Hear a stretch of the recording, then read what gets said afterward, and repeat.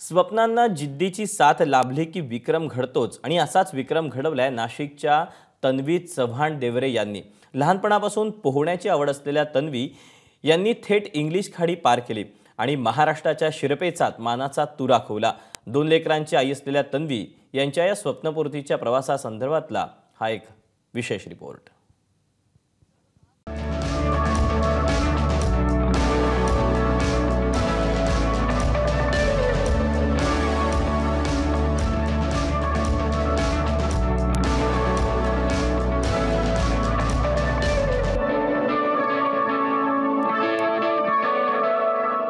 यूकेतलं Dover ते France अर्थात English खाडी, 42 किलोमीटरचा टप्पा आणि संकटांच्या अगणित लाटांना मागे सारत हे अंतर पार केले नाशिकच्या तन्वी चव्हाण देवरेंनी।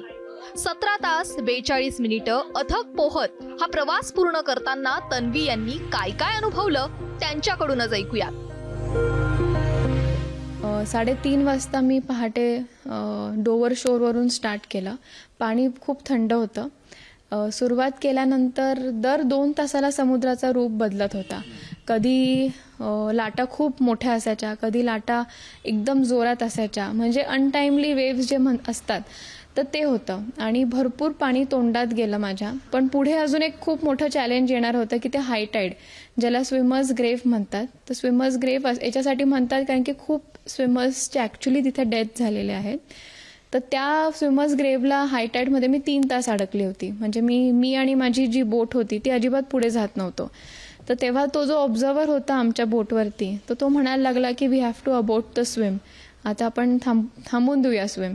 पण तरी तेव्हा मी एकच सांगितलं की नाही, मला काही करून फ्रान्सला पोचायचं आहे। इंग्लिश खाडी यापूर्वी अनेकांनी पार केली आहे, पण 2 मुलांची आई म्हणून ही खाडी पार करणाऱ्या तन्वी चव्हाण देवरे या भारतातल्या पहिल्या जलतरणपटू। खरं तर भारतातील समुद्रात पोहणं आणि परदेशातील समुद्रात पोहणं यात जमीन आसमानचा फरक आहे। तर इंग्लिश चॅनलसाठी पहिले 3 चॅलेंजेस हेच असतात की भरपूर थंड पाणी असतं आणि बर्फासारखं जेव्हा बर्फ वितळतो तेव्हा ते पाण्याचं जसं टेम्परेचर असतं तेवढं असतं।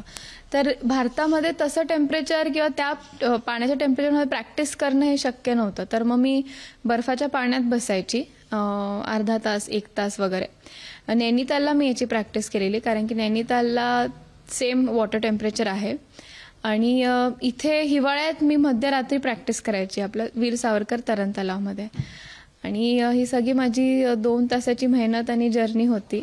त्याच्यानंतर डोव्हरला मी गेलेलो, आम्ही 1 महिना आधीच गेलेलो प्रॅक्टिससाठी आणि 29 जूनला मी फायनली माझं स्पर्धाला सुरुवात केलेली। एक क्षण असा आला की शरीरानं साथ देणं सोडलं होतं, मात्र मनानं लक्ष्य पूर्ण करण्याचा चंग बांधला होता।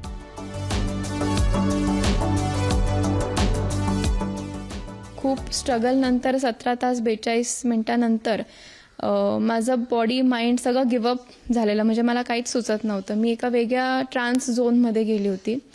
तर अर्धा तास मला कुठलेच आवाज पण येत नव्हते। तर हे सगळं करत असताना माझ्या गुडघ्याला वाळू लागली आणि मग मला रिअलाईज झालं कारण की सनसेट झालेला, मला शोर दिसत नव्हतं आणि वाळू लागल्यानंतर मला रिअलाईज झालं की फ्रेंच शोर आलेला आहे। इंग्लिश खाडी पार करण्याचं स्वप्न पाहणाऱ्या तन्वी यांच्या पंखात स्वप्नपूर्तीचं बळ दिलं ते कुटुंबाने। मेहनत घेतली त्यांनी, त्यात सोबत मी साथ द्यायचं ठरवलं होतं सुरुवातीपासून। त्यात जे काही थोड्याफार अडचणी आली त्यावर आम्ही सोबतच मात केली। प्रॅक्टिस भरपूर केली आहे, त्यासाठी पहाटे लवकर उठून जाण्यापासून नैनितालला प्रॅक्टिस थंड पाण्यासाठी, त्याच्या आधी उदयपूरला ट्राय केलं होतं आम्ही। नंतर इंग्लंडला जाऊन तिथे डोव्हरमध्ये पण सुरुवातीचे दिवस खूप अवघड होतं प्रॅक्टिस करणं तेवढ्या थंड पाण्यात, त्याच्यात ॲडजस्ट होणं वगैरे। त्याच्यासाठी बरंच त्यांनी पण खूप एफर्ट्स टाकले, त्याचं हे फळ आज जे मिळालं आहे।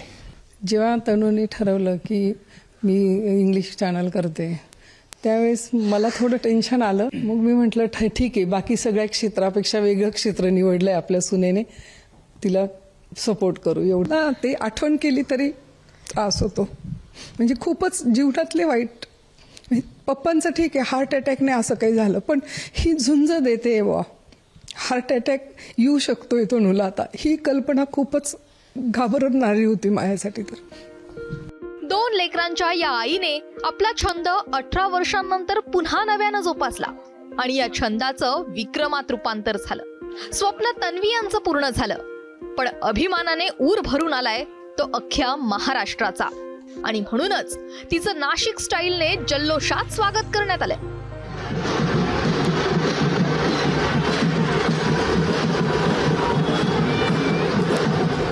मुख्यमंत्री एकनाथ शिंदे, उपमुख्यमंत्री देवेंद्र फडणवीस आणि अजित पवारांनीही तन्वी यांच्या विक्रमाचं कौतुक केलंय. समुद्राच्या लाटा पार करून स्वप्नांचा किनारा गाठणाऱ्या तन्वी यांना माझाचा सलाम. एबीपी माझा, उघडा डोळे बघा नीट.